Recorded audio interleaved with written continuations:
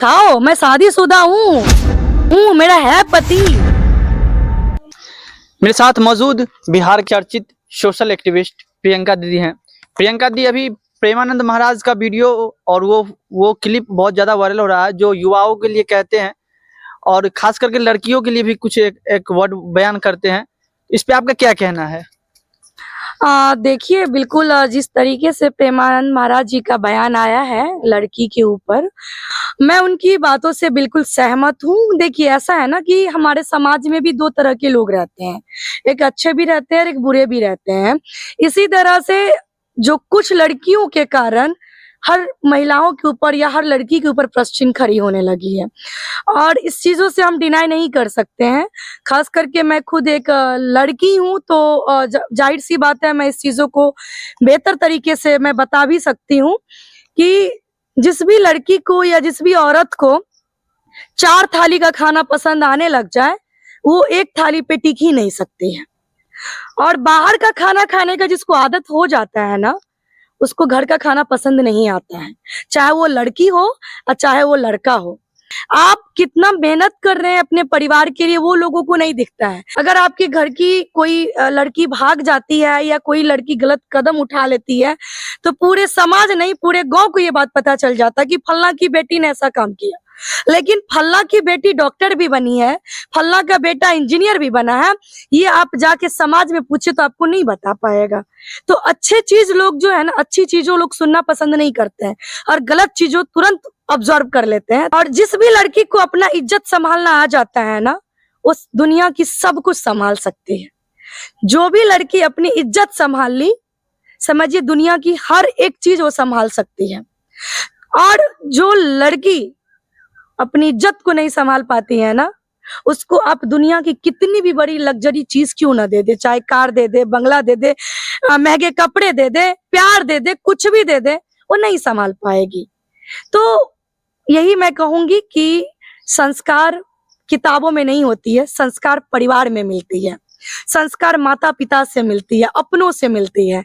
तो किताबी नॉलेज के साथ साथ परिवार का संस्कार भी बच्चों के अंदर बहुत जरूरी है, और ये अभी के समय में कम हो गया है।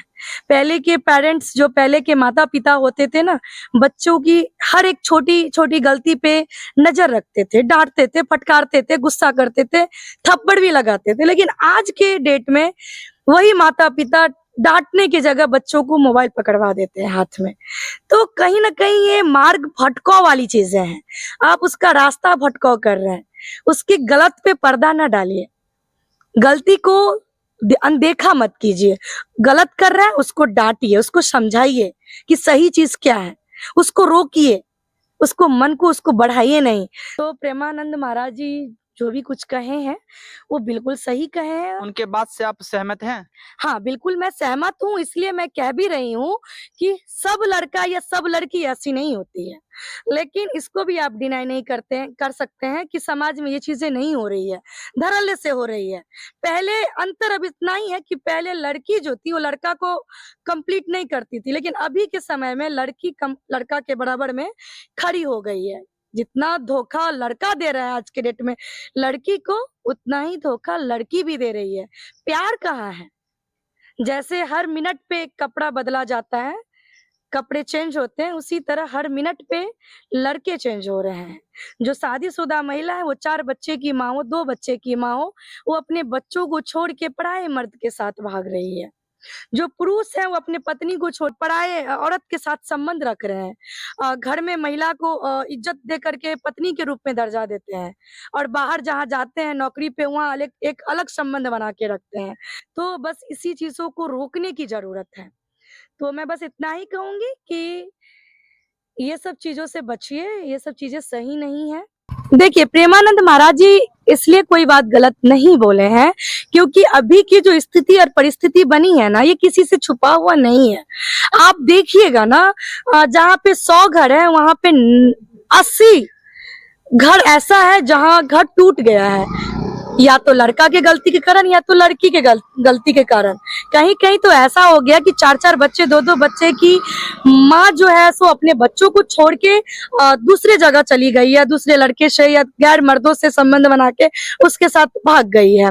और कितने ऐसे हमारे महान पुरुष भी हैं जो घर में तो शादीशुदा है लेकिन बाहर दिखाते हैं कि कुछ नहीं है और वो गैर औरत के साथ संबंध बनाते हैं। तो ये जो चीजें आ रही है ना, ये बहुत ही घटिया चीज है। ये हमारे समाज को दूषित कर रहा है। ये गंदगी हर घर में फैल रही है। एक कोरोना वायरस की तरह ये गंदगी अब फैल रही है। अच्छी चीजें कम हो रही है और गंदी चीजें ज्यादा फैल रही है। इसको रोकने की जरूरत है।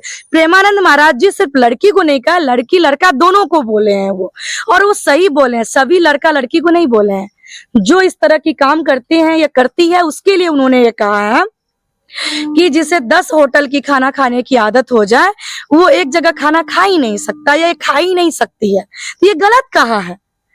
आप आजकल की जो फैशन चला है, जो काम खास करके जो औरतें होती हैं जो शादीशुदा हैं और जाती हैं कहीं काम करती हैं या कुछ भी, तो देखिएगा कि वो सिंदूर नहीं लगाती है। सिंदूर लगाती है तो ढक लेती है, या मंगलसूत्र नहीं पहनती है, या चूड़ियां नहीं पहनेगी, कुछ डाल लेगी ऐसे ही। तो क्या सिंदूर आप ढकते क्यों हैं? वो आपकी सुहाग की निशानी है ना। आपको शर्म किस बात का? क्यों आपको ऑफिस में मना किया जाता है क्या?